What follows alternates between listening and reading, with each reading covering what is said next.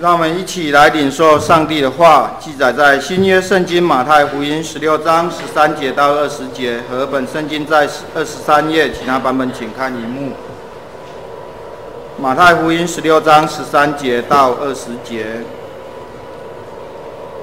耶稣到了该撒利亚腓立比的境内，就问门徒说：“人说我人子是谁？”他们说：“有人说是施洗的约翰，有人说是以利亚，又有人说是约利米，或是先知里的一位。”耶稣说：“你们说我是谁？”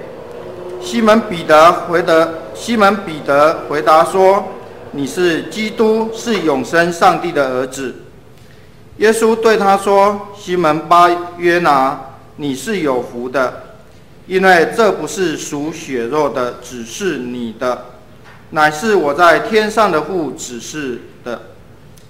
”18节，我还告诉你，你是彼得，我要把我的教会建造在这磐石上，阴间的权柄不能胜过它。我要把天国的钥匙给你，凡你在地上所捆绑的，在天上也要捆绑；凡你在地上所释放的，在天上也要释放。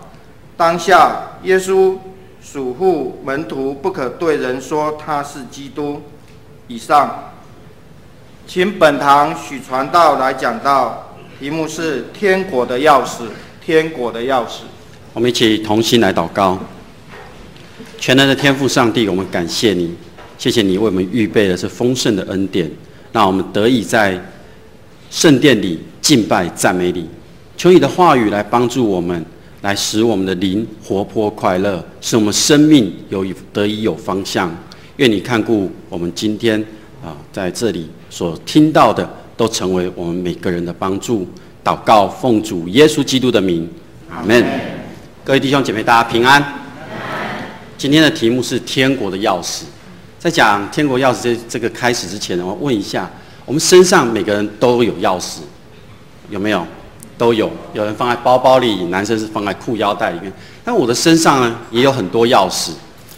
这些钥匙呢，是我每天我必须要带出门的。如果没有带出门，可能我就无法行动。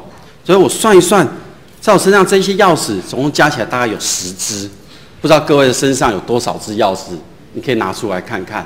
这些钥匙对于我来讲，可能是我生活上面我每天必须都会去使用到的，所以我把它带在身上。可是当我在想这个问题的时候，我发现其实我手中握的只有这一批钥匙吗？其实不是的，我手中握的钥匙有更多。有形的就是我们看得到的是大门的钥匙，无形的可能就是像提款卡当中的密码，它也是一个钥匙，它能帮助我去领到银行里面的钱。在我们生活当中，我们常常会有很多的钥匙，有可能在我身上所这把钥匙里面，我打开了一个门之后，我背后会有更多的钥匙，如同像教会这么一大串钥匙一样。这么多的钥匙我能带在身上吗？到底我可以随身携带的是什么样的一个钥匙呢？如此看来，钥匙的功用是让我们从一个空间进入到另外一个空间，从教会外面进入到教会里面，从家门外进入到家里面。也有可能是我们要进入到一个地方去获取那个里面的一个宝藏。我进入到银行需要用提款卡，需要用存折才能领到我存在里面的财富。也有可能是我们以前在读书的时候，我们要从阅读当中去获取知识，所以这个钥匙存在于我们的生活当中，每一个人每天都必须会用到。那么你身上到底有多少只钥匙呢？哪一只对你来讲是最重要的呢？昨天在周六礼拜，当我问这个问题说有哪一只钥匙对你是最重要的时候，有个青年回答我：家里大门的钥匙。因为他没有大门钥匙，他晚上回不了家。所以我们来看耶稣所要告诉我们的天国的钥匙，到底它是什么样的一只钥匙呢？耶稣出来传道之后，他开始呼召门徒来跟随他。在跟随的这段时间里面，他行了许多医治的神迹，他也跟这些门徒还有跟随他的人讲了许多天国的道理。然而在今天这段经文之前，耶稣在喂饱这些群众之后，他将这些群众遣散，他跟门徒坐船离开那个地方，到了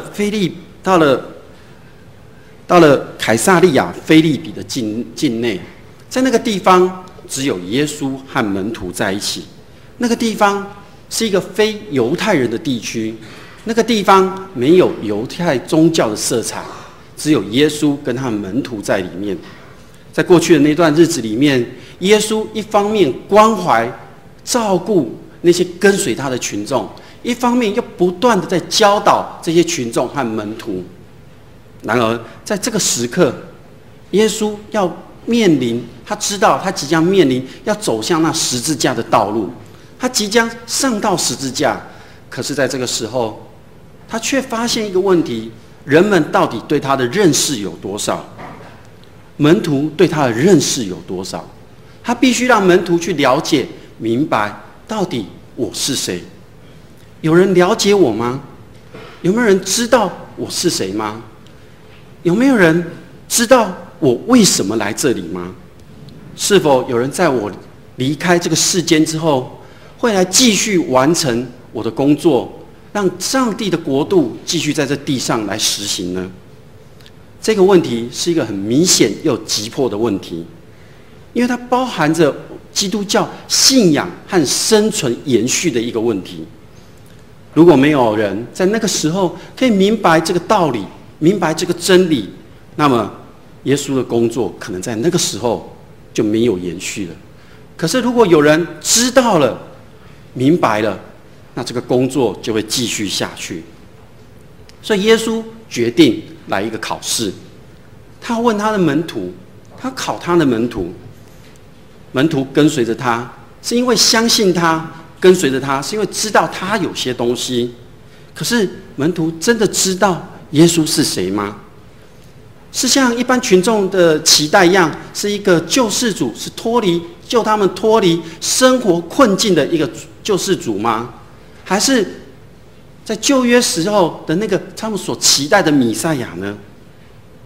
群众的心里其实大家都知道，但是门徒的心里想什么，耶稣想要知道。所以耶稣就第一个问题就说：一般人说人子是谁？一般的人说人子是谁？门徒没有听出耶稣这句话背后的意思，他们就按照他们跟随着耶稣的这段期间，以及他们对信仰的一个认知，他们用问题的这个字句的表面的意思来回答。他们就回答说，有的说是施洗的约翰，有的说是以利亚，也有人说是耶利米或其他先知中的一位。所有的人都把耶稣和这些先知和施洗约翰摆在一起，还把他当作只是一位先知而已。其实在当时的认知里面，他们把耶稣认为是一个先知，其实是一个极高的尊崇，因为又跟耶利米又跟以利亚来做相比。以利亚是先知里面我们知道他是最崇高 top 的一位，耶利米呢是在弥赛亚来到以前的一个先锋，也在当时那个国家遇到困难当中他的一个帮助。所以在门徒的眼中，他们看耶稣，他是一位老师，他是一位先知，他也一直在教导着一些关于信仰上面的问题。其实门徒知道他教的跟一般的先知、一般的拉比不太一样，所以才会有这么多的人来跟随着他。所以门徒对人子是谁这个问题，显然他们并没有真正的了解到耶稣的身份到底是什么。他们跟一般人的想法是一样的。在这些门徒当中，彼得他跟随着耶稣有一段时间。如果我们从圣经里面来看，彼得跟耶稣的关系是非常非常的亲密的。他看着耶稣的许多的作为，可是彼得有一件事他一定不会忘记，那就是耶稣教导他有关于信心的问题。当他看到耶稣走在水面上，他就想，我要跟随着耶稣走在水面上，所以他就问说，我可以跟着下去吗？耶稣就说，你来。当彼得踏出船，看到水的时候，他心里害怕，就往下沉。他沉下去的时候，他呼求主来救他。耶稣伸手救他，告诉他：“你的信心太小了。”在那个时刻，彼得他感受到这个信心的重要。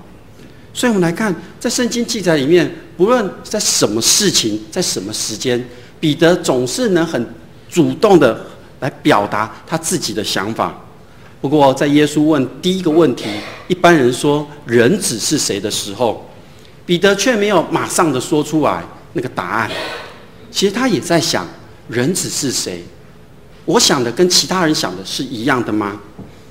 当耶稣问了第二个问题，那么你们说我是谁？那么你们说我是谁的时候，所有的门徒在这个问题前面，他们可能有片刻的安静，他们在思考。在门徒的脑海中可能出现了一个他们不敢去想象的一个念头，一个答案。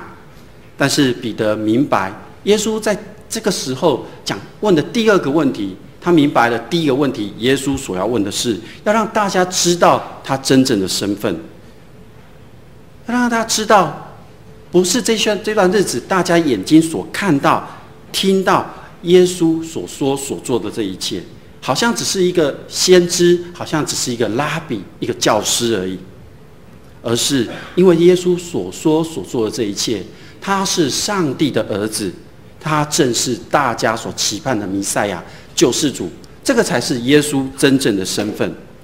从第一个问题，一般人说人子是谁，到第二个问题，你们说我是谁，在这中间，彼得有了短暂的思考。彼得回答说：“你是基督，是永生上帝的儿子。”彼得回答说：“你是基督，是永生上帝的儿子。”彼得把他这个重大的发现和很重要的一个信仰的告白给说了出来。彼得所做的是一个非常确定的承认耶稣基督，耶稣是基督，但也表明了他认识的这一位人子跟一般当时那个时代的人所看见的是不一样的，他有一个特别的一个奥秘在里面。彼得认识了，看到了这一切，他下了这个定义，讲了这一句话，也看到了当时的人没有看到的。所以彼得其实他要表达的内容是：你是弥赛亚，你超过了那个为主预备道路的施洗约翰，也超越了先知以利亚，更超过了那个专心守候等候的那个耶利米。你是我们多年来所期盼的那一位弥赛亚，你所做的一切的作为和教训，都显明了你和其他的教师不一样。跟众人来看，你是不一样的。你不单单只是个人子，你也是上帝永生上帝的儿子。彼得讲完这一段话，他讲了这一句话之后，耶稣知道已经有人明白而且认识他的身份，知道他是弥赛亚，是上帝的儿子。你是基督，是永生上帝的儿子。这句话像一句通关密语一样，打开了一道门。这个通关密语不像以前我们所说的芝麻开门，或者说我到你家按电铃，我按下去说我是许传道，那个门就打开，那是不一样的。在3本福音书当中，对于这句话的记载有非常好玩、很有趣的记载。马太福音记载的是，就是我们今天所读的，你是基督，是永生上帝的儿子。马可福音写的最简短，他只写你是基督。路加福音把这个基督描写的更详细，他写的是你是上帝所立的基督。不管这个文字的长短怎么样的一个说明，都在表达同样的一件事，就是耶稣是基督，是永生上帝的儿子。这句话是一个关键，是在因为认识清楚的确认知道耶稣的身份之后的一个回答。这也是一个关键，是一个信仰旅程的一个开始，也是开启一个恩典之路的一个开始，是人对上帝一个很确信的一个回应。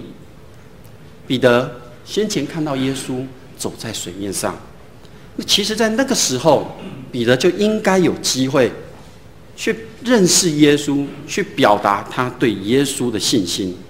但是因为彼得用自己的角度，用自己的想法，他觉得耶稣能走在水面上是一个非常神奇、非常酷的事情，所以他想要跟耶稣一样，要走在水面上。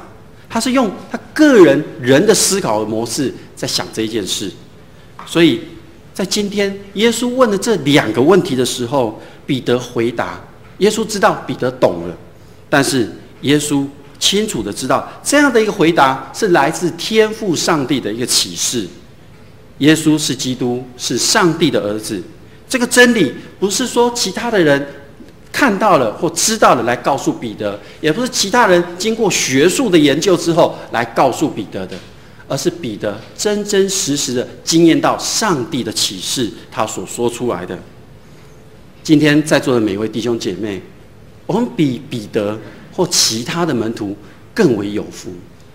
耶稣跟彼得说：“你是有福的。”我们比他更为有福，那是因为彼得已经将进入天国的这个钥匙和救恩告诉了我们。不过，我们常知道我们都应该怎么做，我们应该做哪些事情，我们应该要做哪些事情，我们应该要勤读圣经，我们应该要祷告，我们应该要参加聚会。可是呢，我们有时候却会忘记，像彼得一样，他相信了，可是他之后仍然会有软弱。所以因此在使徒信经里面，在我们的信仰告白当中，我们一次又一次的在这样的告白说：我信上帝全能的父，创造天地的主。这是一个层次一个层次的信仰，进入信仰的核心当中之后，我们又会接着告白说：我信我主耶稣基督，上帝的独生子。再一次的来确认我们对神的上帝的一个信心，然后说：我信圣灵，我信圣而公之教会，我信圣徒的相通，我信罪得赦免，我信身体的复活，我信永生。这是一个信仰的层次，一层一层的进入在你的生命里面。所以当我们面对各种艰难挑战的时候，我们信心软弱的时候，我们需要一次又一次用信仰告白来坚固我们的信心。彼得确认了耶稣是基督，是永生上帝的儿子的时候，耶稣说他要建立一个属于耶稣基督的教会。然后建立在这个教会是要建立在彼得这样完全的一个信心上面，也就是建立在彼得确信耶稣是基督这样的一个信心上面。这样的一个教会，这样的一个信心，是死亡的权势无法赢过的。也就是说，这样的一个信心是一个坚固的磐石。耶稣给了一把天国的钥匙，这一把钥匙是让地下和天上通行无阻的钥匙。耶稣在告诉我们的主祷文里面说：行在地上如同行在天上。这是一个权柄，让我们在地上跟天上一样，但是这样的权柄是要按照上帝的旨意去行的，要按照上帝的旨意去分辨到底有什么事情可以做，什么事情是不允许的，让我们都有一个可以遵循的方向。天国的钥匙是可以开启允许的事情，也可以关闭不允许的事情。这样的一把钥匙，它的决定权耶稣交给了彼得，同时也交给了我们在座的每一位弟兄姐妹。之后耶稣要门徒们去传讲天国的信息，去教训人，让大家去明白天国的意义，以及解释天国的律法。所以耶稣基督不单单只是说我的教会是一个征战的教会，耶稣说我的教会在这个时代是一个被建立的教会，是要有一股建设的力量建立起来，将天国交到给所有的人。所以拿着天国的钥匙，不是将天国的门锁上，我们关在里面，把人排拒在外，而是拿到天国的钥匙，要把这个门打开来，让所有的人能够进入。教会对内是个祷告的教会，对外是个宣教的教会。宣教就是要带领人来到耶稣基督的面前。今天我们在座每位弟兄姐妹，你都会带人来到耶稣基督的面前，就像当年彼得来到耶稣的面前一样。我们要对人说：“你来看。”只有这么简单吗？你来看而已吗？当他愿意来看的时候，他必须亲自体验到上帝的这个恩典，才能让他在心中去看见上帝的启示。一个人若将他的信仰把它建立在我去研究为什么他是基督这样的一个基础上，我想这样是不够的，而且是很危险的。一个人若可以仔细听、观察并等候，直到他自己亲自去体验到上帝的启示，他必有上帝的亮光和恩典在他的心中，临在他的内心的深处。这样的一个人，他就活了过来了，他就对上帝有完全的信心，他就成为教会的磐石，他就成为我们当中的一份子。在你的生命中，你带了很多的钥匙，你掌握了一大串的钥匙，是像我一样，这个是家里大门的钥匙，还是我摩托车的钥匙？哪一个来讲对你最重要？有可能我今天结束礼拜之后我要回家，我一定要有摩托车的钥匙，我才能回到我家门口。我要我楼下的大门的钥匙，我才能进入到家门。进入到家门之后，我要抬到楼上，要开启我另外一个大门的钥匙，我才能一步一步的进入到我舒适的环境里面。到底哪一把钥匙对你来讲是最重要的呢？天国的钥匙已经在每一位身上了。我们已经打开了第一道钥匙，这道钥匙就是耶稣是基督，是永生上帝的儿子。当我们相信、我们确认了之后，我们需要有更多一长串的钥匙。这些钥匙要做什么来用呢？是因为上帝的恩典丰丰盛盛的，如同我们进到教会来，我们教会有8层楼，每一层楼都有房间，这个每一个房间都需要一个钥匙来打开。打开做什么？因为上帝的丰盛恩典在每一个房间当中，所以我们需要有不同的钥匙，一一的去开启上帝对于我们的一个应许。我们要去发现上帝那个奇妙的恩典。读圣经、祷告是非常重要的。读圣经是一把开启我们对上帝认识的一个更深一层认识的一把钥匙。祷告是让我们可以跟上帝更加亲密、更加建立良好关系的一把钥匙。我们可以去经验到上帝的爱。在教会从今天开始，一直到11月27号，有总共64天的禁食祷告。在这64天的禁食祷告里面，我们要过的是一个圣洁的生活。在这个圣洁生活里面，我们需要很多的钥匙来帮助我们去明白、去了解。我们说禁食祷告，我们在周报第10页里面有写，我们为了教会，为了长职的选举，为了团契的选举，为了年度事工的计划，我们要来做禁食祷告。其实这个禁食祷告更重要的是要帮助你跟上帝建立一个亲密、畅通无阻的关系，让你时时刻刻都与上帝连线。然而在禁食祷告这个意义里面，我们可以看到在周报第11页也有写，禁食是要求我们将所喜好的或所需要的或所享受的一切东西置于一旁一段时间。这会使我们这种禁食的人感觉好像失去一些对我们有价值的东西，换言之就是我们做出了牺牲。耶稣基督是主，耶稣是基督，这个需要每一个人的判断。他不仅在问彼得我是谁，他也在问我们在座的每一位弟兄姐妹，你们说我是谁？彼得具有天国的钥匙，这个钥匙已经应许可以打开这个大门。彼得已经将这个门打开，使过去、现在以及未来许许多多的人都可以来亲近上帝，领受到上帝那个爱、恩典与应许。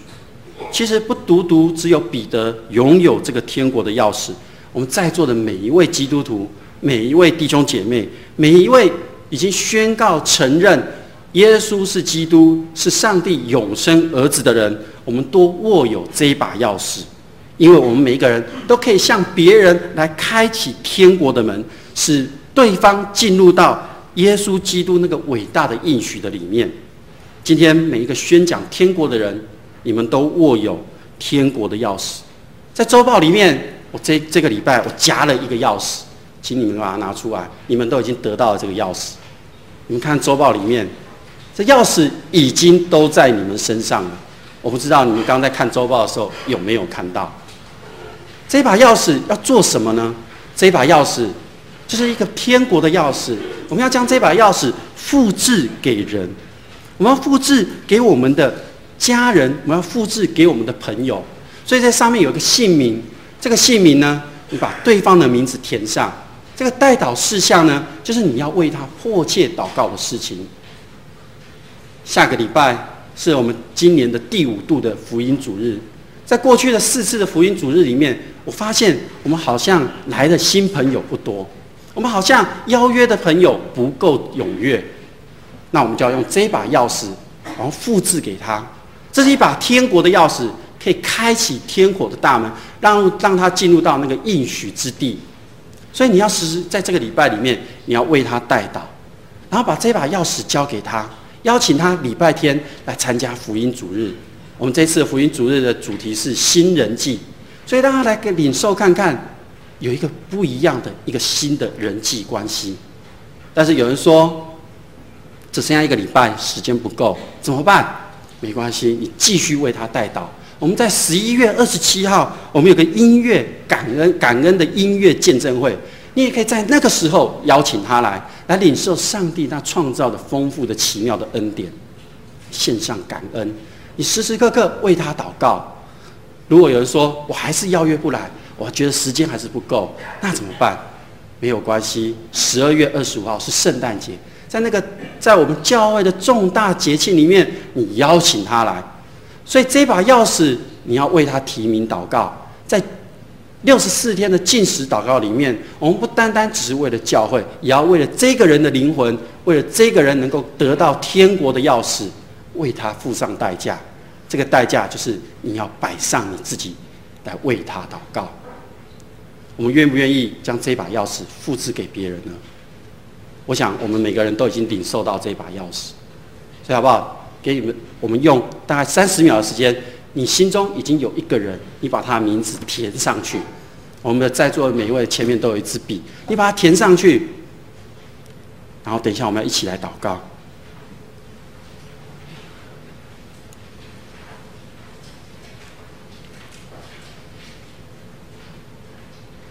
如果你填好了，我们一起来祷告。亲爱的天父上帝，谢谢你，谢谢你带领着我们走人生的旅程。谢谢你在过去的日子里面，你已经将天国的钥匙放在我们当中。当我们宣告耶稣是基督，是永生上帝的儿子的时候，这把钥匙已经在我们的手中。今天我们要将这把钥匙复制给我们的朋友，复制给我们的家人。我们要让它成为上帝国度当中的一份子，让我们在上帝的国度里面都成为一家人。愿你看顾我们所摆上的，我们要实践迦南教会的意向，对内是个祷告的教会，对外是个宣教的教会。愿你看顾我们，我们摆上我们自己，付上代价。这个时候，我们要用使徒信经来再一次的告白我们的信仰。我信上帝，全能的父，创造天地的主。我信我主耶稣基督，上帝的独生子，由圣灵感孕，由童贞女玛利亚所生，在本丢彼拉多手下受埋葬，降在阴间，第3天从死人中复活，升天，坐在全能父上帝的右边，将来必从那里降临，审判活人死人。我信圣灵，我信圣而公之教会，我信圣徒相通，我信罪得赦免，我信身体的复活，我信永生。阿们。